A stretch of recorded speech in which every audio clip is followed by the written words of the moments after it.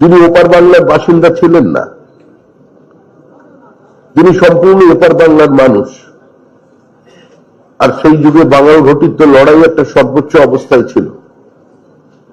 অনেক জেলার জমিদাররা মানব শৃঙ্খল তৈরি পর্যন্ত করে দিয়েছিলেন যাতে ওপার বাংলার হিন্দু উদ্বাস্তুরা সেই জেলায় না ঢুকতে পারে।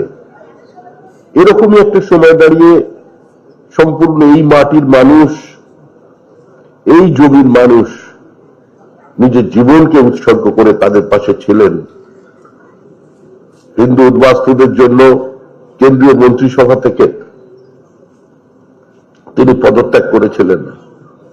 এই ইউনিভার্সিটি কনস্টিটিউয়েন্সি থেকে তিনি নির্বাচিত হতেন প্রাদেশিক আইনসভায়। তাই আজও তিনি বাংলা পাঞ্জাবের মানুষের অন্তরের অন্তঃস্থলে বেঁচে আছেন।